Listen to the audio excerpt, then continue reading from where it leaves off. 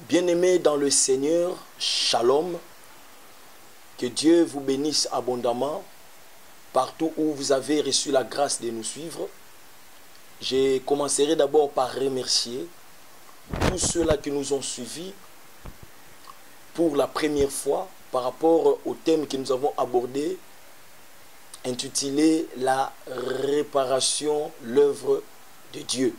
Celui qui est le Dieu capable de bâtir, de restaurer nos vies, et il le fera aussi longtemps que vous serez branchés, aussi longtemps que la parole de Dieu prendra place en vous, aussi longtemps que cette parole qui est la pierre principale se posera dans votre vie, bien-aimé, votre vie sera encore construite, votre vie sera encore rebâtie.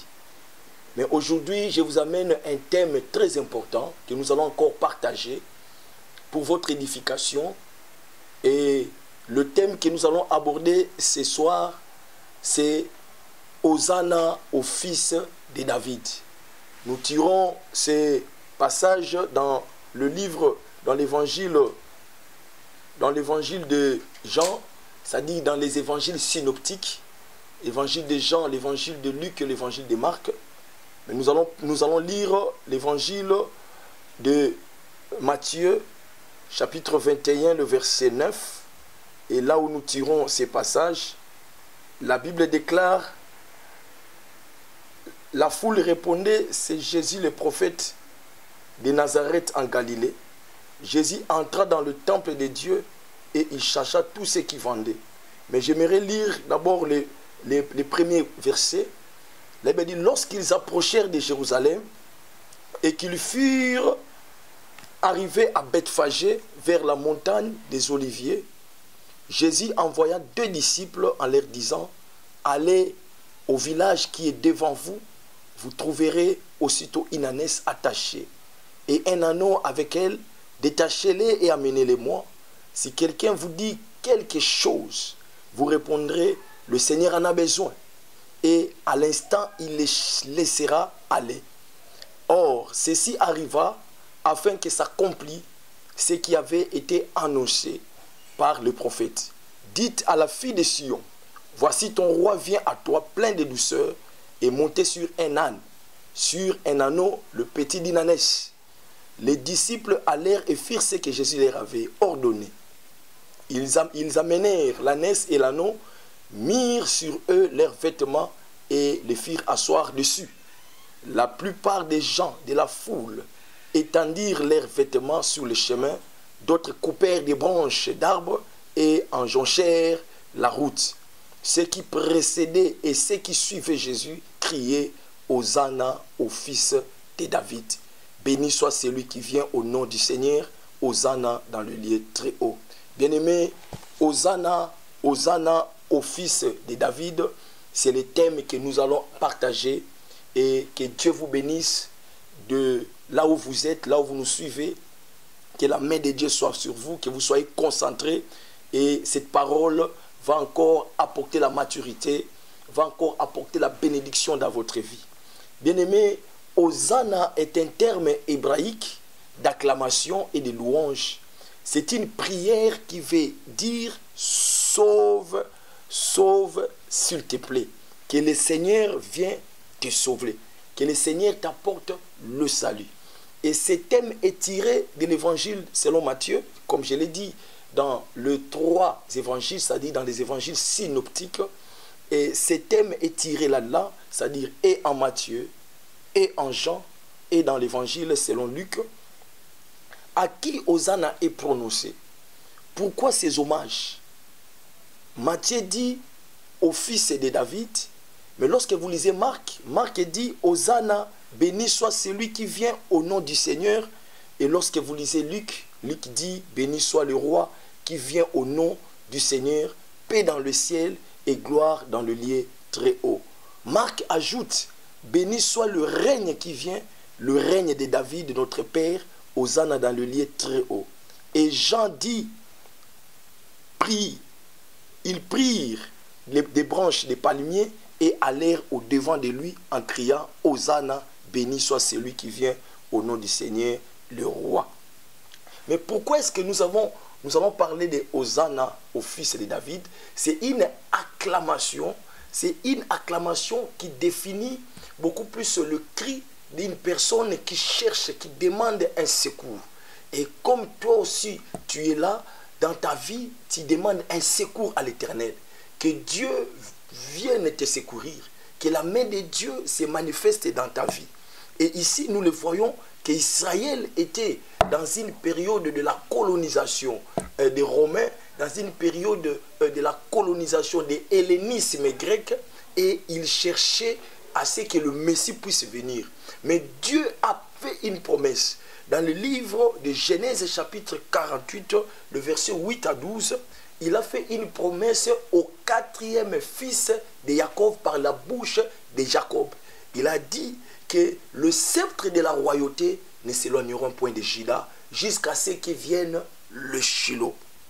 Bien-aimé, et lorsque vous lisez cette parole de la prophétie, la Bible dit, c'est ce roi, c'est ce Juda qui attachera son âne à une vigne. C'est-à-dire, dans la promesse de Dieu, Juda attachera son âne à une vigne. Et c'est ce que nous allons aborder ensemble. Et il y a des promesses que Dieu a faites à Juda. Il a placé la royauté. Il a placé la royauté dans l'éternité, dans la descendance de Juda. Pourquoi? Parce que Juda est le 4e fils. Or, le chiffre 4 en hébreu veut tout simplement dire Dalet, qui signifie la porte. C'est pourquoi Jésus-Christ, étant le lion de la tribu de Juda, il a déclaré qu'il est la porte de la bergerie. Donc c'est lui la porte de la bergerie, et c'est lui le fils de David, c'est lui le descendant de la tribu de Juda, et c'est lui le quatrième qui portera la royauté et qui est le véritable Messie, qui apporte la délivrance pour l'humanité tout entière. Amen. Bien-aimés, et pourquoi seulement le chiffre 4? Vous allez remarquer que même à la création, c'est au 4e jour que Dieu créa le deux luminaires. Il a créé le soleil pour présider le jour et il a créé la lune pour présider la nuit. Et vous allez remarquer que dans le chiffre 4 cache un mystère. Même pour le salut de la Samarie, il a fallu seulement qu'il puisse avoir 4 lépreux pour délivrer la ville de Samarie. Le chiffre 4 cache un mystère. C'est à partir du 4e fils de Jacob que Léa a déclaré qu'il faudrait maintenant que je puisse louer l'Éternel. Et il a donné à son fils 4e le nom de Juda.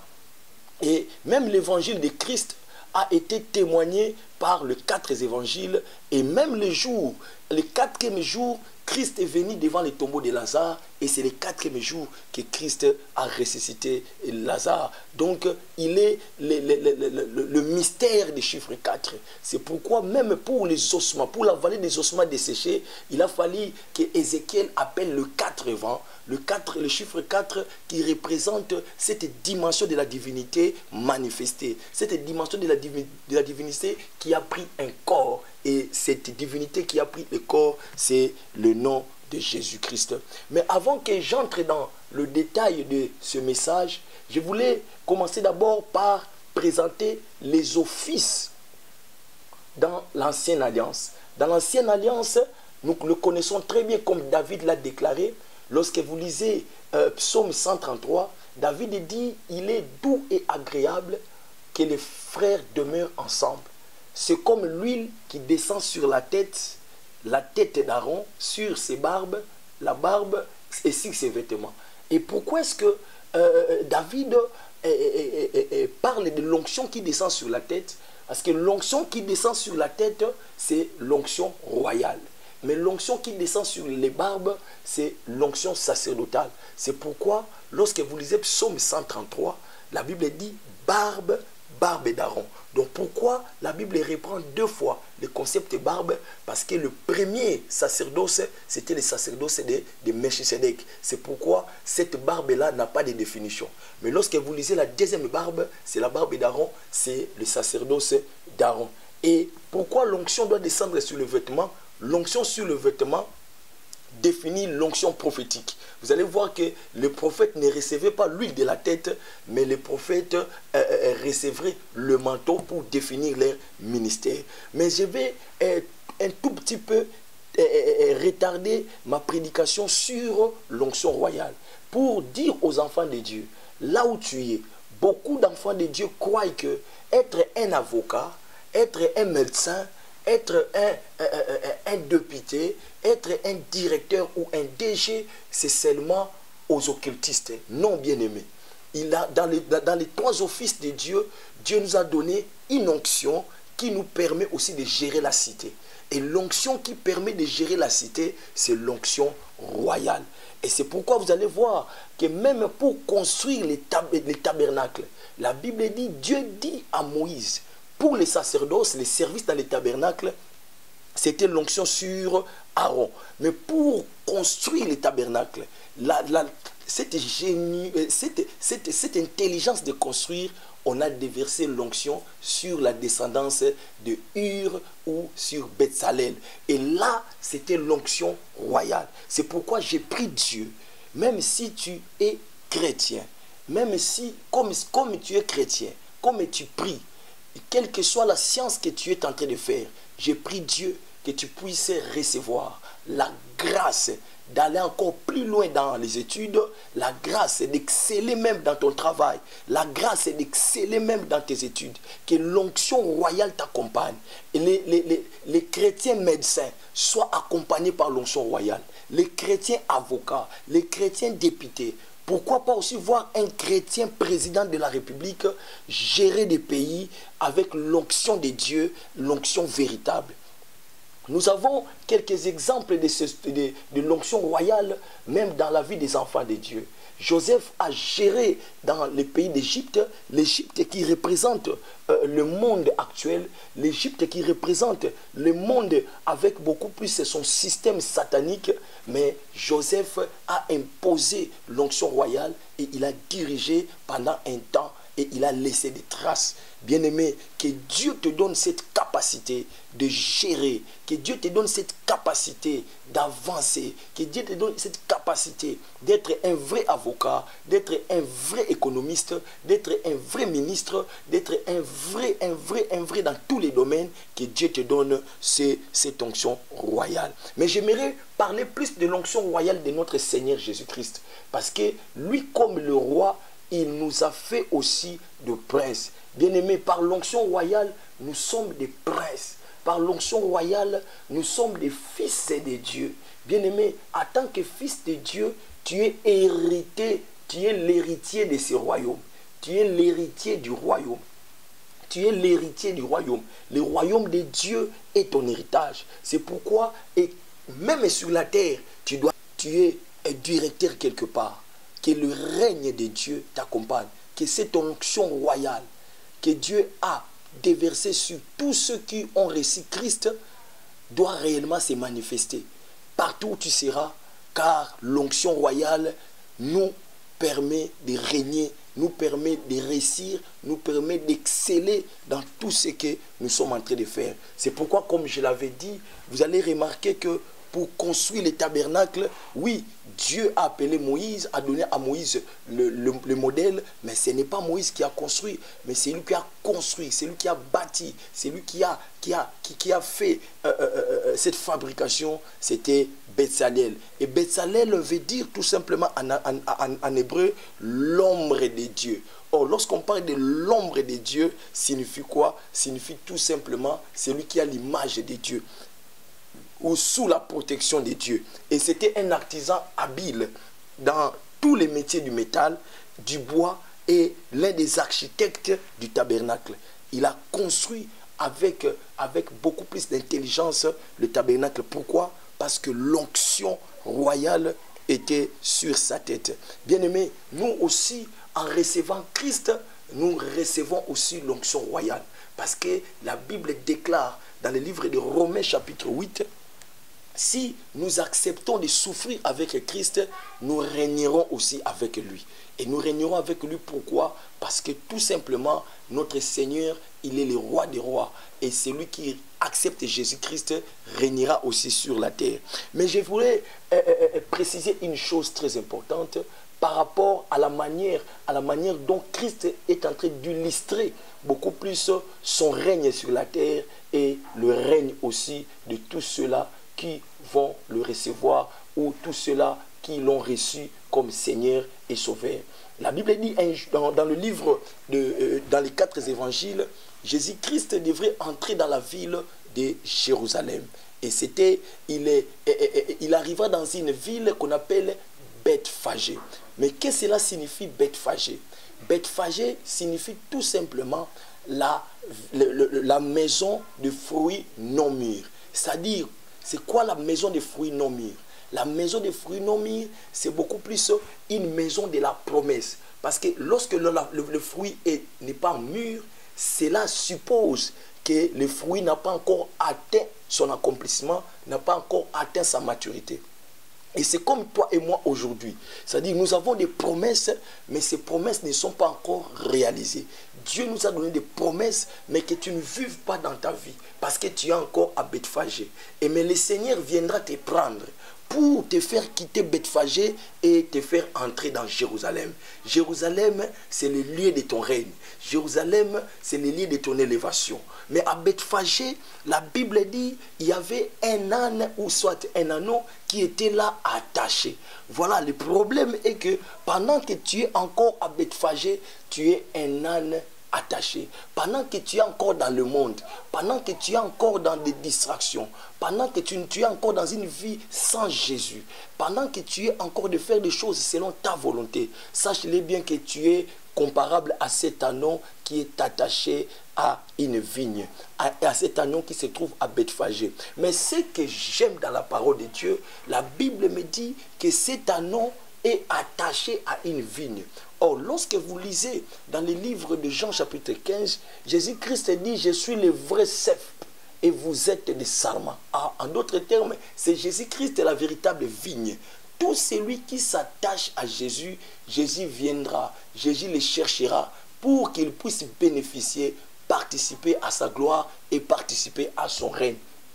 Et la Bible déclare que Jésus il a envoyé ses disciples pour aller dans cette ville de Bethphagée, cette ville là où l'anneau était attaché. Et il dit, allez, vous trouverez un anneau attaché et détachez-le. Et lorsque les gens vous demandent pourquoi vous avez détaché, vous devrez leur dire que le maître en a besoin. Mais à qui appartenait cet anneau?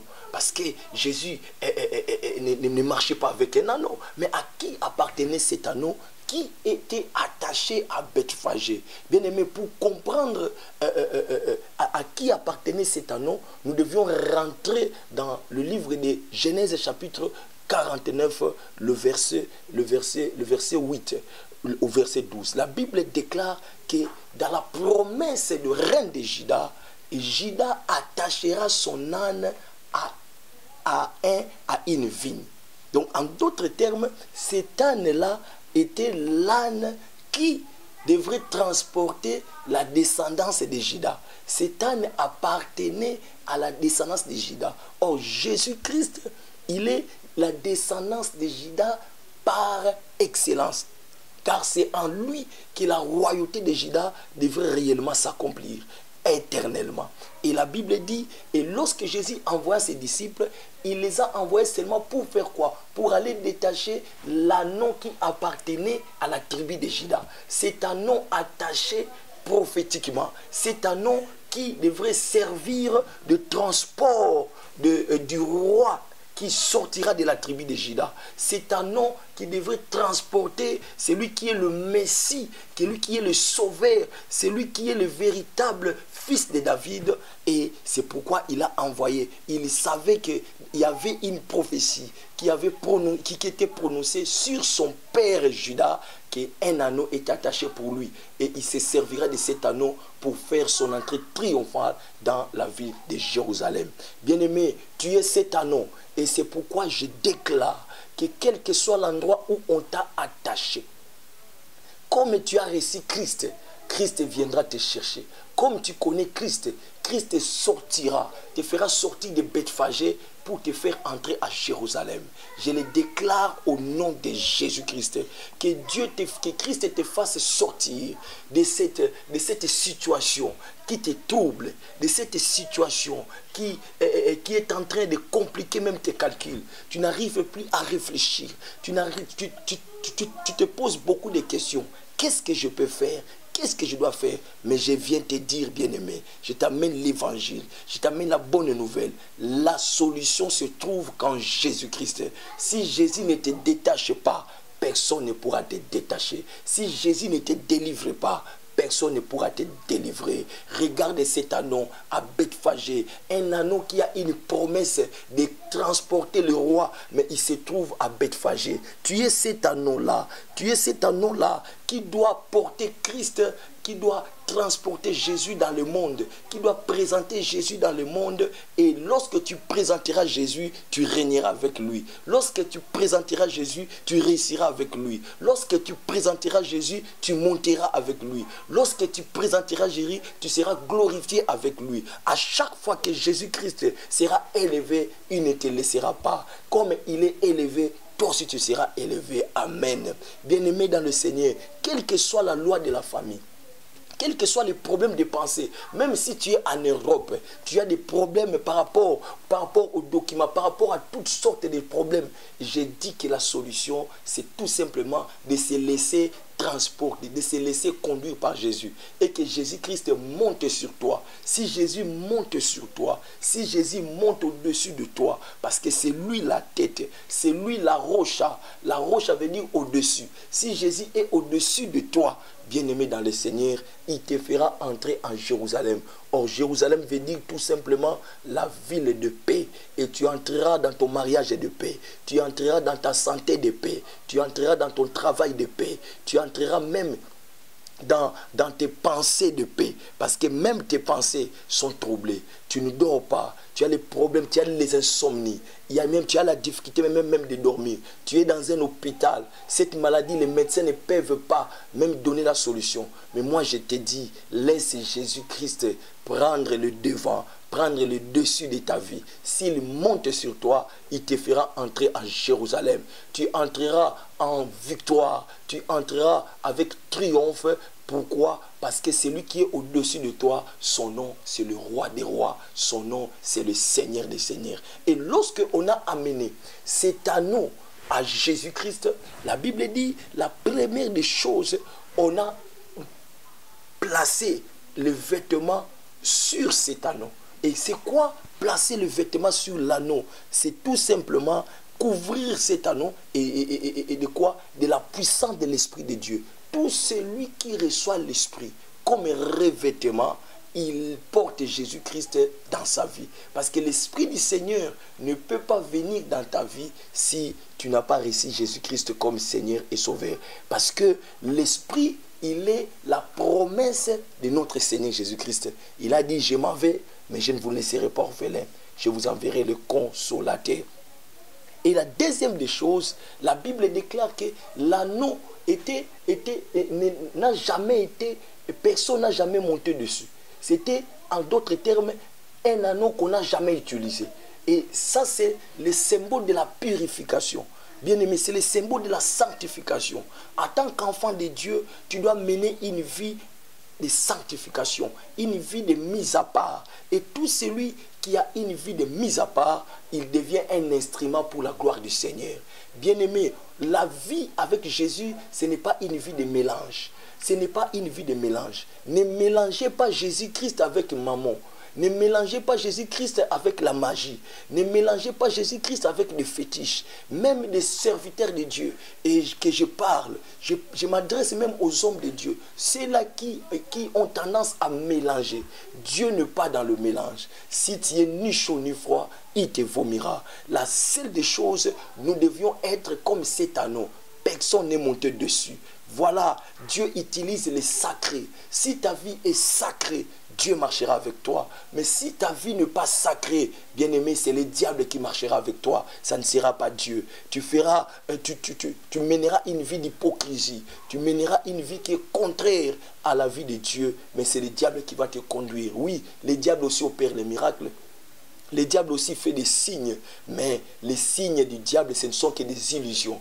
Mais les signes de Dieu, ce sont des signes véritables. Et la Bible déclare que on a placé le vêtement sur cet anneau et Jésus-Christ est monté dessus. Et lorsque Jésus est monté dessus, la Bible dit, il a commencé à conduire cet anneau en quittant Bethphagée pour aller vers Jérusalem.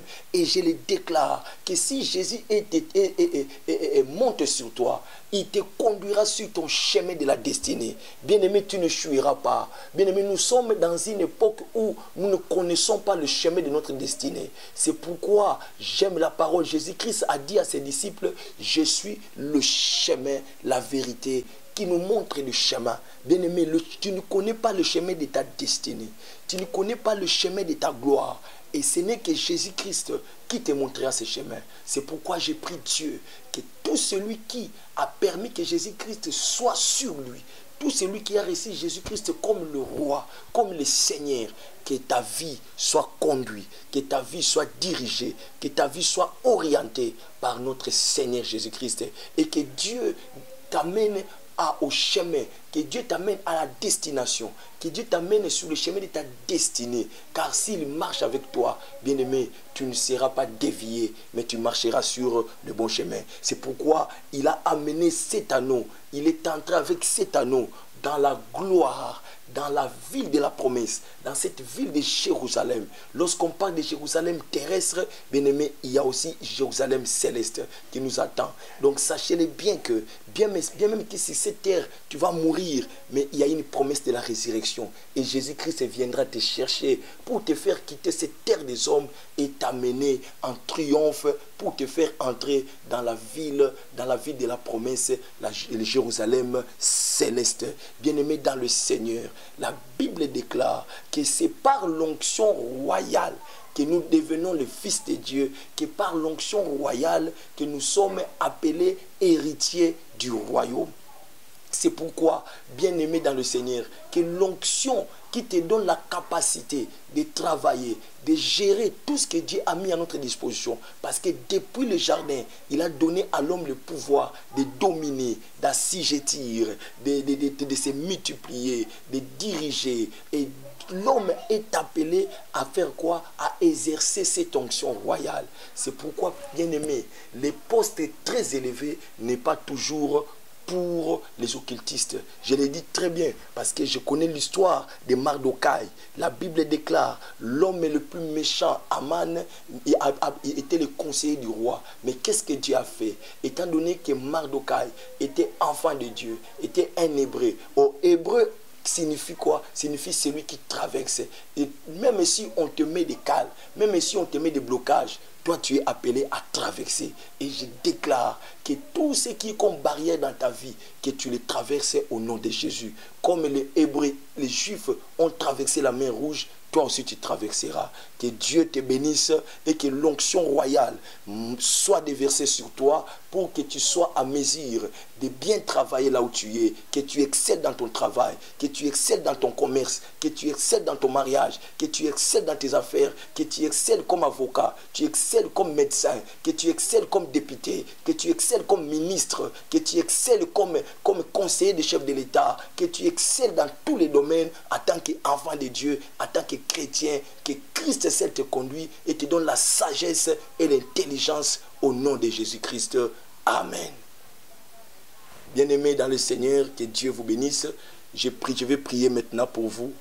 Seigneur éternel, Dieu de grâce, je te dis merci pour ce message. Touche les cœurs de tes enfants.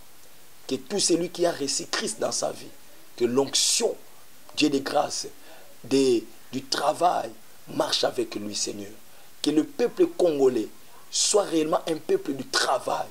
Que Dieu de grâce, que tout celui qui est enfant de Dieu dans le monde, excelle dans le domaine, Dieu de grâce au Tout-Puissant, qu'il a choisi. Que ce soit dans le domaine de l'informatique, que ce soit dans le domaine, Père Dieu de grâce, d'aviation, dans tous les domaines. Que les chrétiens chrétiens excellent au nom de Jésus, comme Joseph a excellé, comme Daniel a excellé, comme Mardokhai a excellé, comme Père Dieu de grâce au Tout-Puissant, David a excellé, que tes enfants aussi excellent et que l'onction d'excellence et que l'onction de la réussite les accompagne au nom de Jésus-Christ. Amen. Que Dieu vous bénisse et je vous remercie, vous tous qui nous avez donné cette occasion, qui nous avez suivis. Que Dieu vous bénisse abondamment. C'est votre humble serviteur, le docteur Didier Sadiki, le pasteur responsable de l'église La Couronne de Jésus-Christ, centre évangélique et missionnaire. Comme je vous avais dit, nous sommes en train de continuer avec la construction du temple. Notre numéro s'affiche. Vous pouvez nous appeler. Nous avons aussi un numéro WhatsApp. Contactez-nous. Si aussi vous avez des questions par rapport à la parole de Dieu, par rapport à la doctrine, si vous avez des questions, nous sommes disposés et notre numéro de téléphone est toujours ouvert. Appelez-nous si vous avez besoin de prières, si vous avez besoin de quoi que ce soit, d'une orientation dans les domaines spirituels.